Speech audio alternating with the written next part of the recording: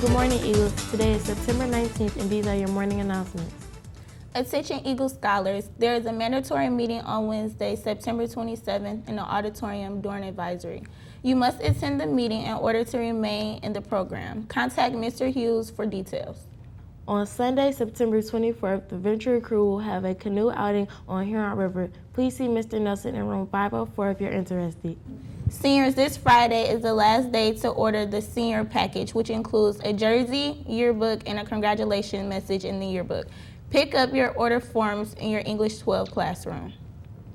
Don't forget to order your pink shirt for Pink Out Day during Spirit Week. Orders are due by September 21st to either Ms. Hun in the counseling office or Ms. Sikowski in the ESC.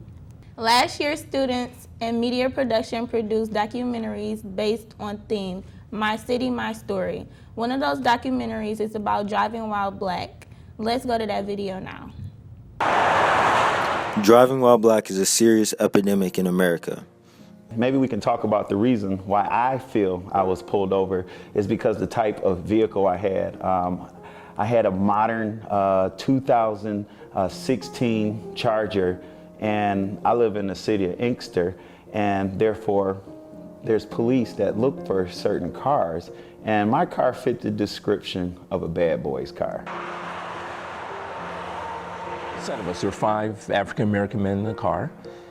Driving down the New Jersey Turnpike. I think we were coming from New York. I don't remember what we were doing, but back to where we were living in New Jersey. And the driver just looked up and says, "Hey, there's a police car following me."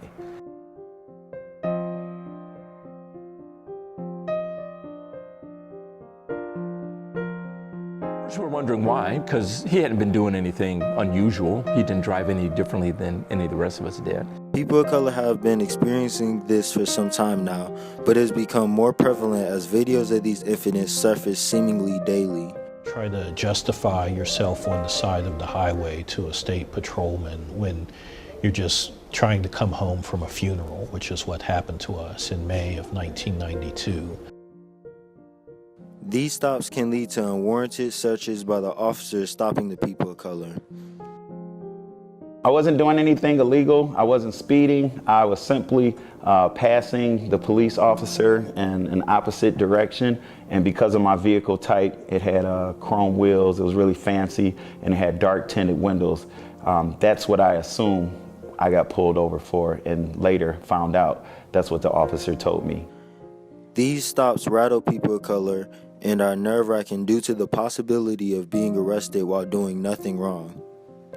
This is not something new, though. There, a black family. a black family, and I'm sure they thought, criminals, bad guys. And I'm thinking to myself, this is terrible. I went to Harvard Law School for this, but at that point, that degree meant nothing. Most people of color can relate to this as they are the ones who are targeted for random traffic stops. I was trying to come to a stop at a traffic light during a snowstorm, and the road was very slippery, and my car actually literally slid into the middle of the intersection. He pulled me over for running a red light. Kind of did change a little bit, where I honestly told the officers, I said, hey, you stopped me for one thing, and now you're asking additional questions, and I've cleared what you've wanted. And I told him, I said, I'm a little frazzled right now and uncomfortable because there's a lot of things going on. No matter who you are as a person of color, you can and will be targeted, as seen in the case of Judge Robert Wilkins. It was the color of my skin.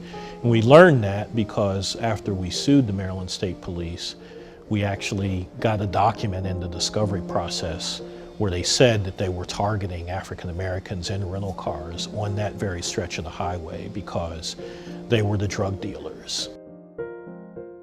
I don't think anybody would have helped out, and particularly in those days, things, this concern about, private profiling wasn't as in the news. And so people just thought, well, the officer's just doing his job, and whatever those guys get is what they deserve.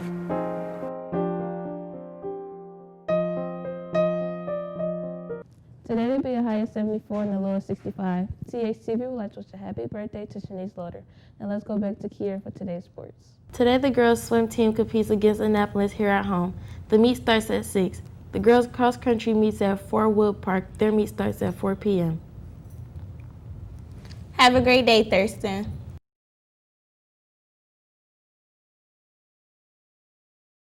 I pledge allegiance to the flag of the United States of America and to the republic for which it stands, one nation, under God, indivisible, with liberty and justice for all.